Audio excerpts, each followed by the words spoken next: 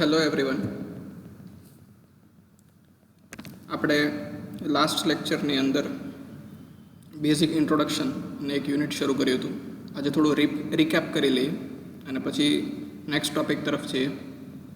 આ લેક્ચર છે BCA semester 3 માટે on the subject of business communication 3. Subject code છે FC302. Subject faculty Kevin Parekh. Subject information. આપણા સબ્જેક્ટમાં total 4 units છે અને 50 માર્ક્સનું એક્ઝામિનેશનનો પેપર રહેશે. 50 માર્ક્સનું ક્લાસિફિકેશન એવી રીતે છે કે 50માંથી 40 માર્કના લોંગ ક્વેશ્ચન્સ અને 10 માર્કના short questions. Unit wise marks classification તરફ જઈએ. ટોટલ 4 યુનિટ છે. પહેલા અને બીજા યુનિટનું વેઇટેજ છે 13 માર્ક્સ અને ત્રીજા અને ચોથા યુનિટનું વેઇટેજ છે 12 માર્ક્સ. ટોટલ થાય છે 50 માર્ક. પહેલા યુનિટમાં જે 13 માર્ક્સ છે એમાંથી 10 માર્કના લોંગ ક્વેશ્ચન છે અને 3 માર્ક્સના 3 શોર્ટ ક્વેશ્ચન. સેમ ફોર બીજા યુનિટ. ત્રીજા યુનિટમાં 10 માર્કના લોંગ ક્વેશ્ચન અને 2 માર્કના શોર્ટ ક્વેશ્ચન. લોંગ ક્વેશ્ચનની અંદર 2 ઓપ્શન છે. એમાં પહેલો ઓપ્શન છે કે either you attempt a 10 mark question અને બીજો ઓપ્શન છે either you attempt 2 questions of 5 marks. એટલે કે કાં તો તમે એક 10 માર્કનો ક્વેશ્ચન એટેમ્પ્ટ કરી શકો, કાં તો તમારે 2 ક્વેશ્ચન એટેમ્પ્ટ કરવાના રહે 5 માર્કના. Same pattern for all long questions 10 mark માટે. આપણા સિલેબસમાં જે 4 યુનિટ છે એમાં લાસ્ટ લેક્ચરમાં આપણે બીજું યુનિટથી શરૂ કર્યું હતું, લિસનિંગ અ કમ્યુનિકેશન ટૂલ. પહેલું યુનિટ છે ઓરલ પ્રેઝન્ટેશન સ્કિલ્સ. ત્રીજું યુનિટ ઇન્ટરવ્યૂ. ચોથું છે જોબ એપ્લિકેશન. ત્રીજા યુનિટની અંદર એક ઇમ્પોર્ટન્ટ ટોપિક છે ગ્રુપ ડિસ્કશન.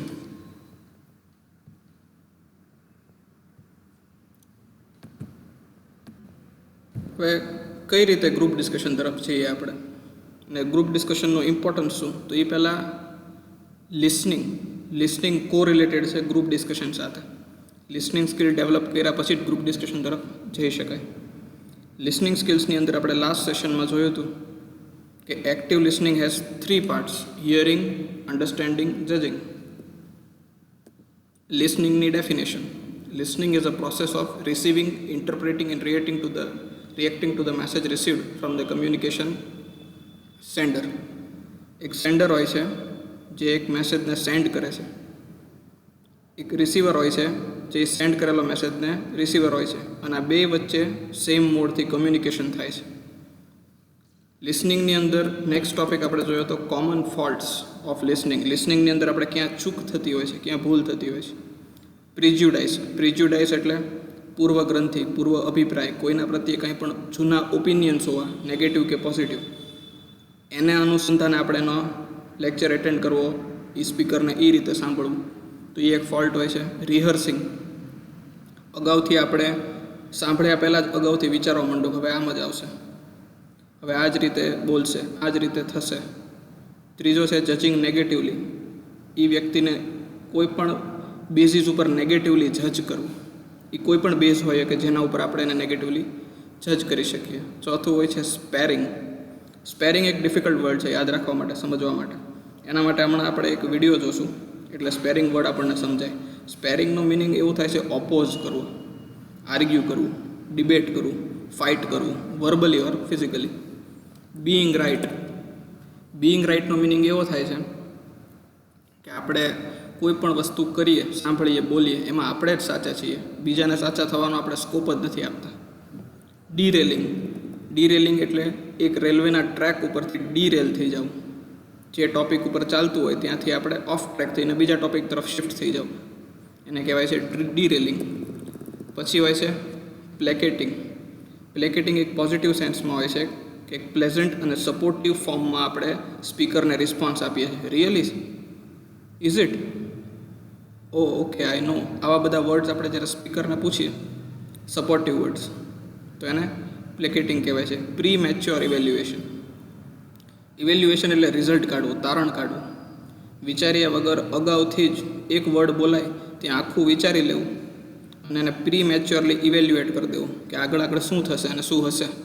અગાઉથી તમારું માઇન્ડ વિચારવા માંડે તો એને એક ફોલ્ટ કહેવાય લિસનિંગનો.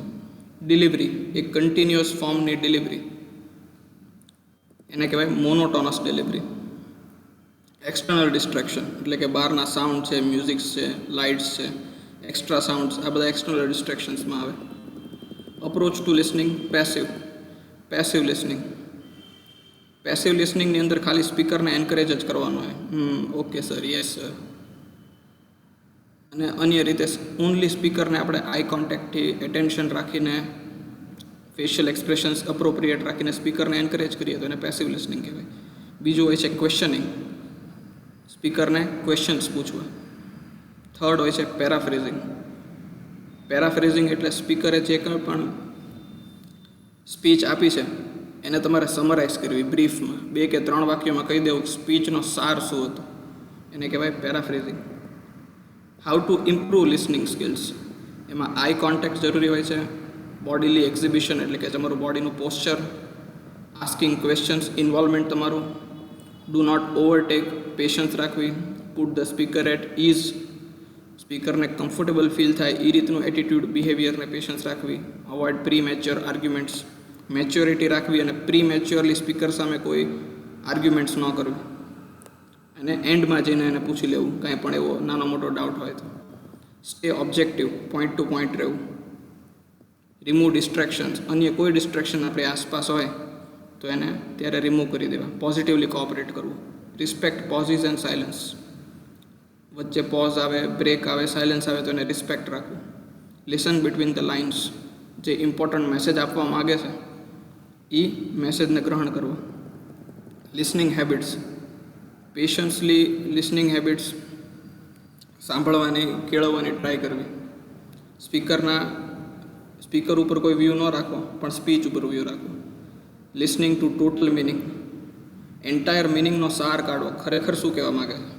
અવોઇડ ફેક એટેન્શનથી બહાર રહેવું. અને નો પર્સનલ બાયસ, કોઈ પર્સનલ ગ્રજ રાખવો નહીં સ્પીકર પ્રત્યે. આ બધા પોઈન્ટ્સ હતા. એમાં 2-3 પોઈન્ટ્સ આવે કે એક હતું સ્પેરિંગ, એક હતું પેરાફ્રેઝિંગ. અમુક વર્ડ્સ ડિફિકલ્ટ હોય છે તો એ ડિફિકલ્ટ વર્ડ્સ આપણે જોતા જઈએ.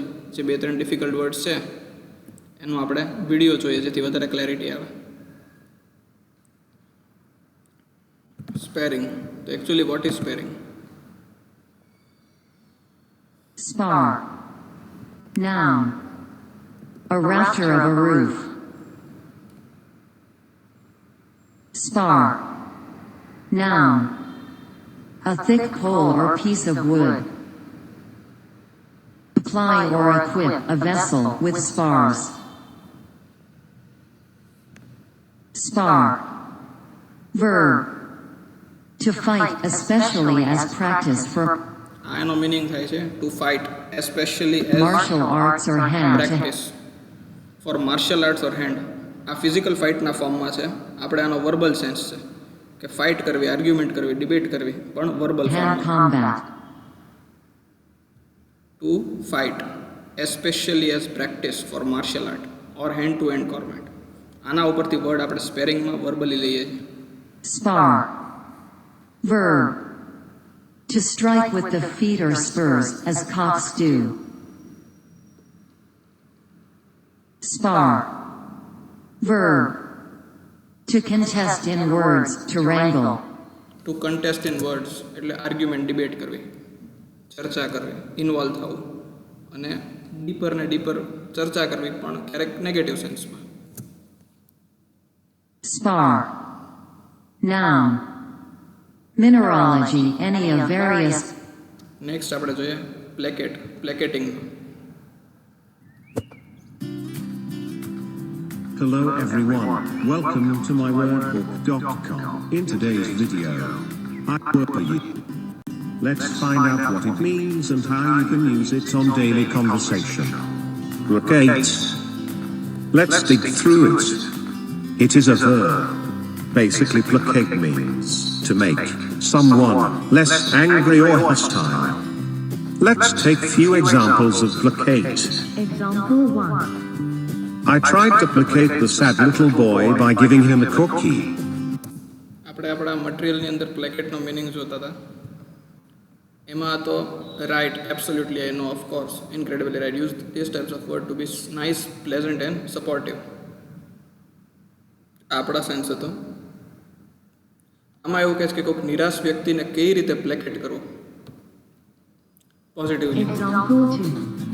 The police officer tried to placate the two scared drivers at the The police officer tried to placate the two scared drivers at the scene of the accident. એક્સિડન્ટની scene ઉપર, event ઉપર બે driver હતા જેના કારણે accident થયું હતું ને સ્કેર્ડ એટલે ગભરાયેલા ખૂબ હતા.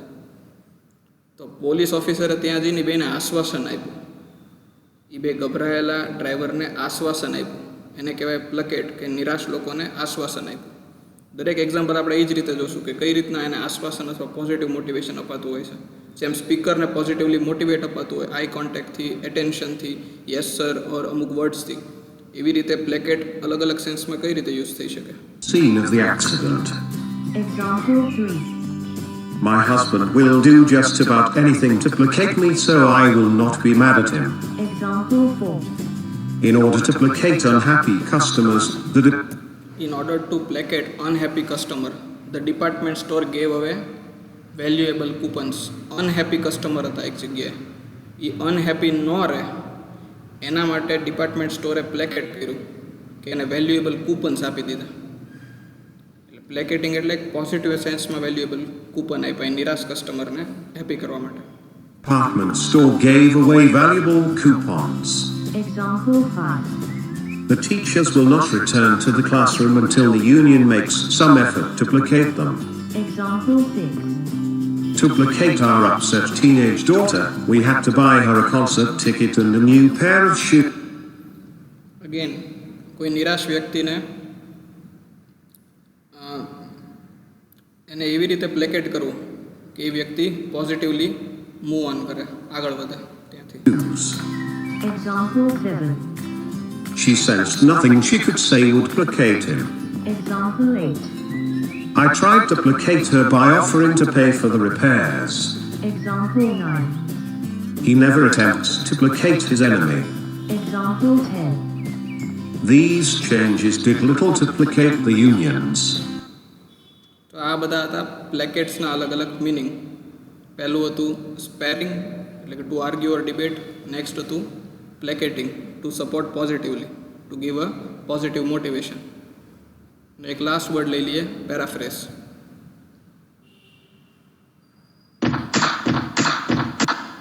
પેરાફ્રેઝ એટલે કોઈ પણ વસ્તુને બ્રીફમાં કહેવી.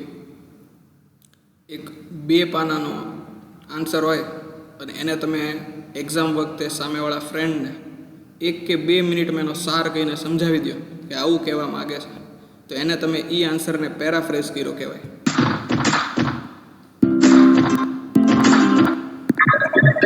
The term itself is derived via Latin paraphrases from Greek meaning additional manner of expression.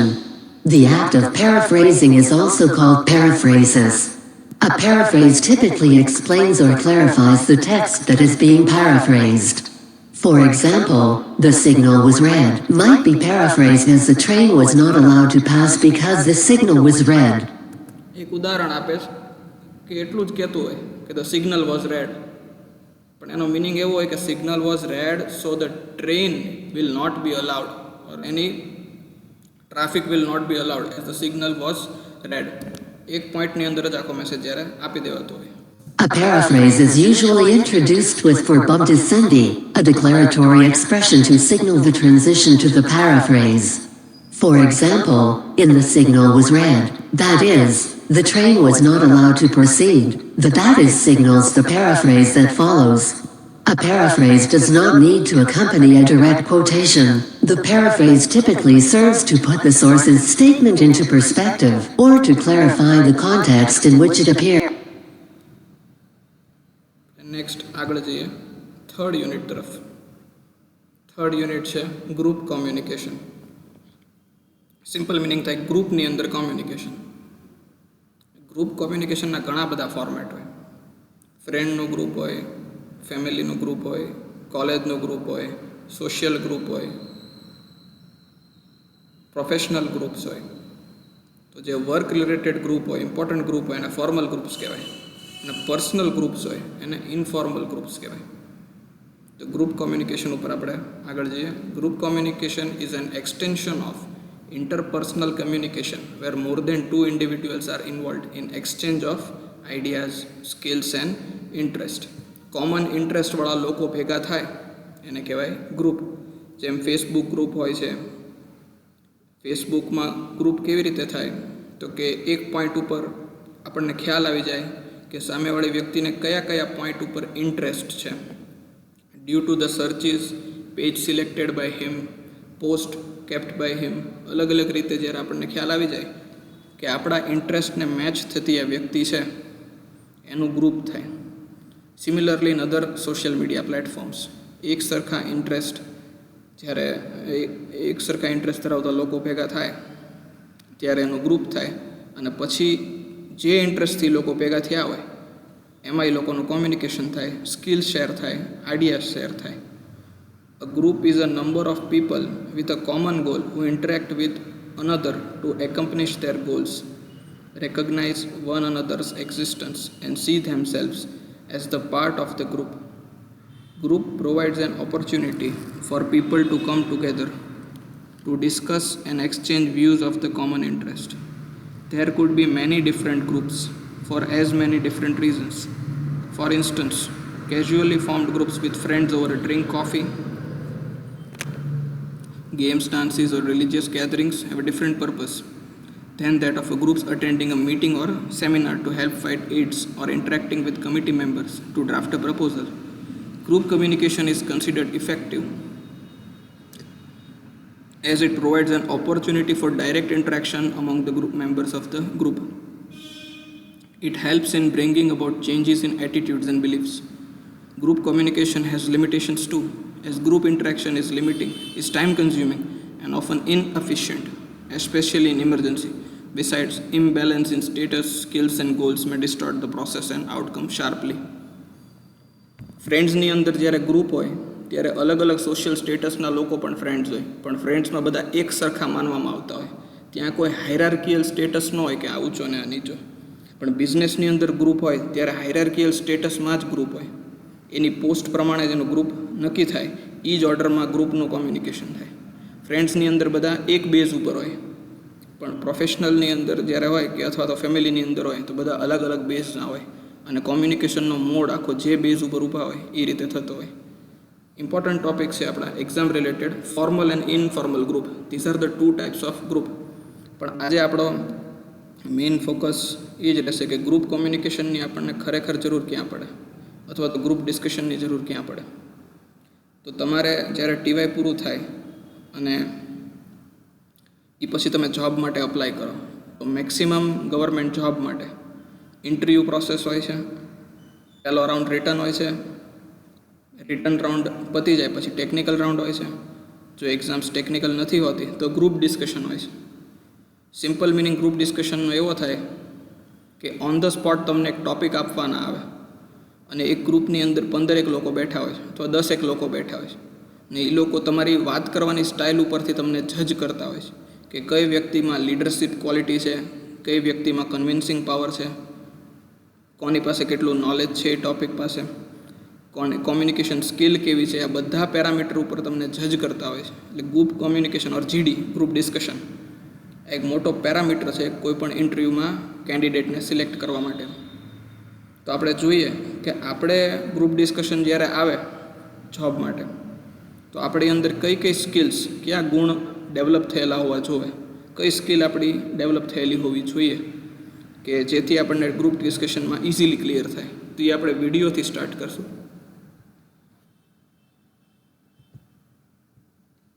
Mainly focus on the job interview. Hello friends, welcome to my channel BTech Tutorials. Today we are discussing important topic from communication skills important for interview cracking, that is group discussion. What is group discussion and why it is important for students, everyone's and professionals? Group discussion. Let's see what is group discussion. Group discussion, it is a simplification meaning, that is discussion among group of people. It will clarify from the meaning of group discussion.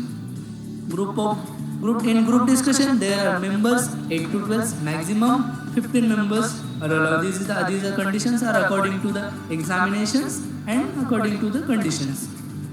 In group discussion, members are representing their views in a friendly manner and representing their ideas, points and concepts. Time limit for group discussion is 20 to 30 minutes. Its maximum for that is 40 to 45 minutes. Group discussion is a mostly unstructured event. Unstructured event means it has no advanced topic for group discussion. Group discussion topic is given on the spot and we have to represent our points, views, concepts, knowledge in that group discussion within the given time of limit. Firstly, we see the what આ important slide છે. કઈ કઈ skills આપણામાં જોઈએ, કઈ સ્કિલનું testing થતું હોય છે ગ્રુપ ડિસ્કશનના ટાઈમ પર. થોડું તમે આને એલોકેશન કોમ્પિટિશન જે આપણે અહીંયા થતી હોય એને રિલેટ કરી શકો. ઓન ધ સ્પોટ ટોપિક આપવામાં આવે અને તમારે અમુક ટાઈમ માટે 5 કે 7 મિનિટ માટે કોમ્પિટિશનમાં બોલવાનું હોય છે. તો આ એલોકેશનમાં ઇન્ડિવિજ્યુઅલી સિંગલી બોલવાનું હોય છે on the spot ટોપિકમાં.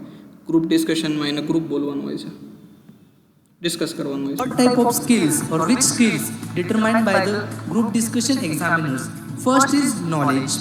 Second skill determined by the examiners, that is leadership. Third skill is the quality, and last but not least, that is behavior. These are the 4 skills determined by the examiner and which are important for the group discussion and other interviews. First is knowledge. Knowledge is they are checking our knowledge regarding that topic and our leadership qualities. In leadership qualities, they are checking our communication skills, what's our behavior. These qualities are determined by the examiners and others in group discussion and interviews. For group discussion, these are important. Behavior, that is what's our group good behavior, bad behavior, appearance. These are important for the determination of our communication skills in group discussion and in any interview. We will see the general guidelines for group discussion. What are the general guidelines for group discussion? General guidelines is be relevant, be confident.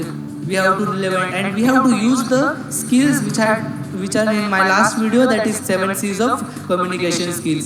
Our message should be concise, concreteness, courtesy. These are points we have to use and apply the knowledge in group discussion and any interview. We have theoretical knowledge but lack of practical knowledge where we are rejected in interview. So we have to improve our skills and knowledge by these points. We have to make our skills and improve in our knowledge and skills. What are these are the general guidelines for the interview and group discussion preparation. Well, let's see the next point, that is what we does for the group discussion. Make only accurate statements. Let us consider if we are in a group discussion, and in that group discussion we have to tell or express our points accurately. Second point is that consider the others' feelings and others' opinions, ideas. Argument only when there is a very much you have knowledge about that point. These are the do's for the, if possible, take initiative. If you are sufficient knowledge regarding that point, then you are allowed to take the initiative. Initiative લેવો એ એક બહુ important point હોય છે group discussion માટે. આપણે અહીંયા જે skills detect થતી હોય એ એનો કોન્ફિડન્સ જોવામાં આવે કે આ ગ્રુપની વચ્ચે કોન્ફિડન્ટલી બોલી શકે છે, ઇનિશિયેટિવ લઈ શકે છે, તો એનામાં લીડરશિપ સ્કિલ્સ છે. બીજાનું પેશન્ટલી સાંભળીને જવાબ આપે છે કે એને ડિસપોઇન્ટ કરે છે, આન્સરનો ટોન કેવો હોય છે, આ બધા પોઈન્ટ્સ અહીંયા આપણે સ્કિલ્સમાં જોવાતા હોય છે. And you have to start the group discussion, and you have to only not express the positive points and not only the negative points. You have to overall represent your knowledge, concepts and what's your opinion, and they are determining our skills by the group discussion. These are do's for the group discussion. Let's see the next point, that is what are the don'ts for the group discussion, which these are most important. What we have to do and what we have not to do, these are important. First is that suppose we are in a group discussion, our behavior is most important. Which type of your behavior. Second point is that argument with anyone for any statement. when we have sufficient and correct knowledge regarding that topic, then and then only argument is low speaking, highly speaking. You have to tell or represent your points in a short sentences, not in large sentences. These are quite important. Knocking to the table by using pen, and these are the negative gesture. These are the bad qualities or bad impression on the examiners. So we have to improve or remove that type of skills, and we have to achieve the more important skills. For that, તો આ બધા group ડિસ્કશન્સના point હતા કે કઈ રીતે group discussion કરવું. Again આપણે ફરીવાર સ્વિચ બેક થઈએ છીએ ગ્રુપ કોમ્યુનિકેશનમાં, ગ્રુપ ડિસ્કશનમાંથી. એ ગ્રુપમાં કોમ્યુનિકેશનમાં પણ કઈ કઈ સ્કિલ્સની જરૂર હોય જે આગળ ઉપર આપણને ગ્રુપ ડિસ્કશન કરતી વખતે કામ આવે. તો પહેલું છે ફોર્મલ, એટલે કે બિઝનેસની અંદર, જોબની અંદર અથવા વર્ક પ્લેસની અંદર થતું ગ્રુપ, એને કહેવાય formal group. A group is formal when it is purposely designed to accomplish an organizational objective or task. It is created by a formal authority for some defined purpose. The formal group usually work under a single supervisor, even though the structure of these groups may vary. કોઈ એક single સુપરવાઇઝરની અંદર જ તે આખું group, એક સુપરવાઇઝરના સુપરવિઝનની અંદર આખું group એને ફોલો કરતું હોય, એની ઇન્સ્ટ્રક્શન્સને ફોલો કરતું હોય. For example, in one form of group such as in production, the members of the work group depends on each other. પ્રોડક્શનની જગ્યાએ, મેન્યુફેક્ચરિંગની જગ્યાએ જે મેમ્બર્સ છે are heavily dependent on one another as well as on the supervisor and in the another form of group. કારણ કે બધાએ સાથે મળીને ભેગા એક જ જગ્યાએ કામ કરવાનું હોય, એટલે એકબીજાના હેલ્પથી, એકબીજાના સાથ સહકારથી કામ કરતા હોય છે અને સુપરવાઇઝરની ઇન્સ્ટ્રક્શન્સને ફોલો કરતા હોય, અને આ રીતનું એક ગ્રુપ હોય. પણ બીજું પણ એક ગ્રુપ હોય in business, such as sales force. The members of the group work fairly independently and their common contact may be district sales manager. અલગ અલગ જગ્યા પરથી કામ કરતા હોય સેલ્સ ફોર્સમાં, સેલ્સની જગ્યાએ, પણ એક જ જગ્યાએ એને આન્સર આપવાનો હોય. They are answerable to only district sales manager. Work individually કરતા હોય, સેપરેટલી કરતા હોય, પણ એઝ અ ગ્રુપ એનો કોમન કોન્ટેક્ટ પોઈન્ટ હોય sales manager. Other types of formal groups include task forces and committees. The task forces are temporary in nature and are set up for some special projects. Temporary કોઈ special પ્રોજેક્ટ્સને overcome કરવા, એના માટે એક task બનાવવાનું હોય, એક team બનાવવામાં આવી હોય, જેને ટેમ્પરરી ગ્રુપ કહેવામાં આવે. એ ગ્રુપ એટલું જ હોય જ્યાં સુધી ટેમ્પરરી વર્ક હોય. The committee can be permanent, such as planning committee, a finance committee or a budget committee, and may become an integral part of the organizational structure. કાંઈ પણ બહુ મોટી ઇવેન્ટ ઓર્ગેનાઇઝ કરવાની હોય તો એ પ્લાનિંગ કમિટી હોય જે આખી ઇવેન્ટનું પ્લાનિંગ કરે કે આ ટાઈમ પર કઈ ઇવેન્ટ થશે, ઇવેન્ટનું સિક્વન્સ શું હશે, કોની પછી કઈ સિક્વન્સ ઓફ ઇવેન્ટ કયા ટાઈમ ઉપર થશે. એ પ્લાનિંગ કમિટી ડિસાઇડ કરે કઈ ટીમ છે એ જે અલગ અલગ ટાઈમ ઉપર એક્ટિવ થશે, કોનો શું રોલ રહેશે, કેવી રીતે બધું મેનેજ થશે. એ પ્લાનિંગ કમિટીનો રોલ હોય. ફાઇનાન્સિંગ કમિટીનો દરેક વસ્તુ માટે ફાઇનાન્સ કેવી રીતે મેનેજ કરવું એનો રોલ હોય. A committee can also be temporary, such as special task force that is set up for a particular purpose and is then disbanded when the purpose is achieved. Purpose પૂરો થઈ જાય પછી એ ગ્રુપને ડિસ્બેન્ડ અથવા તો remove કરી દેવામાં આવે. For example, the committee to select the president is temporary in nature and is disbanded after the election. Next is informal group. ફ્રેન્ડ્સની અંદર જ્યારે ગ્રુપ થતું હોય તો એને ઇનફોર્મલ ગ્રુપ કહેવાય. એમાં કોઈ ઉપર નીચે નથી હોતા. Groups which are not formal are informal. In other words, these are the groups that are neither formally created nor controlled by the organization, whereas formal groups are established by the organization to achieve some specific objectives. Informal groups are formed by the members of such group by themselves. એ પોતાની રીતે જ તે પોતાની અનુકૂળતાએ informal groups બનાવતા હોય છે. They emerge naturally in response to the common interest of organizational members. Naturally emerge થતા હોય common interestમાંથી. They are formed spontaneously on the spot. common interest વાળા લોકો ભેગા થાય એટલે એનું ગ્રુપ બની જાય. વિધાઉટ એની ફોર્મલ ડેઝિગ્નેશન. વર્ક પ્લેસ પર ભલે અલગ અલગ ડેઝિગ્નેશન હોય, અલગ અલગ પોસ્ટ હોય, પણ ઇનફોર્મલ ગ્રુપમાં બધા મેમ્બર્સ જ્યારે ભેગા થાય ત્યારે ડેઝિગ્નેશનનું કોઈ ઇમ્પોર્ટન્સ નથી રહેતું. એનો કોમન ઇન્ટરેસ્ટ છે એ જ સેન્ટર પોઈન્ટ હોય છે. And with common interest such as self defend, work assistance and social interest. They exist outside the formal authority system and without any set rigid rules. Though officially unrecognized, they exist in the shadow of formal structure as a network of personal and social relations that must be understood and respected by the management. Informal work groups are based upon socio-psychological support and reasoning and depend upon members' interaction, communication, personal likings and disliking, and social contacts within as well as outside the organization. એક ઓફિસની અંદર એક સાથે job કરતા લોકોમાં પણ informal group હોય, પણ એના ઓફિસની જગ્યાની બહાર એનું ઇન્ફોર્મલ ગ્રુપ હોય, જ્યાં એ લોકો પોતાના common point of interest share કરતા હોય. However, how powerful these informal groups are can be seen from the fact that if one member of the group is fired, sometimes all workers go on strike in support of that members. આપણે ઘણી જગ્યાએ જોતા હોય worker union હોય છે, એ એનું એક example છે. Informal groups may have their own leaders and followers, group goals, social roles and working patterns. They have their own unwritten rules and a code of conduct that every member implicitly follows. By default એક group બનાવેલું હોય, for example એક WhatsApp group, તો આપણને ખબર જ હોય ક્યાં કેટલું રિસ્પેક્ટ રાખવાનું. બાય ડિફોલ્ટ અનરિટન, એમાં કોઈ રૂલ્સ બનાવવા નથી પડતા, પણ આપમેળે જ આપણને સમજાઈ જાય કે કઈ જગ્યાએ ક્યાં આપણી મર્યાદા રાખવાની છે, ક્યાં કયો રૂલ ફોલો કરવાનો છે. અને કોમન પોઈન્ટ ઓફ ઇન્ટરેસ્ટવાળા લોકોથી જ આ ગ્રુપ બનતું હોય છે, પણ ઇનફોર્મલ ફોર્મેટમાં ચાલતું હોય છે.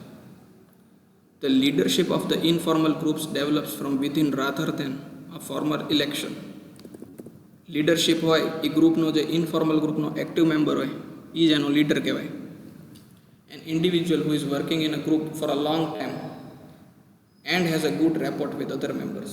ફ્રેન્ડ સર્કલની અંદર રીતે જે જૂનો ફ્રેન્ડ હોય, બધા ફ્રેન્ડ સાથે એનું બનતું હોય અને બધા જેનું માનતા હોય, એને એનો લીડર કહેવાતો હોય. May emerge as a leader due to his technical expertise and his seniority. For any problem within the group, either technical or social, the members would go to this leader rather than formally assign supervisor. The various kind of informal groups. અહીંયાથી આપણે next session, next લેક્ચરમાં રહીશું. Informal ગ્રુપ્સની અંદર આપણે અહીંયાથી continue કરીશું.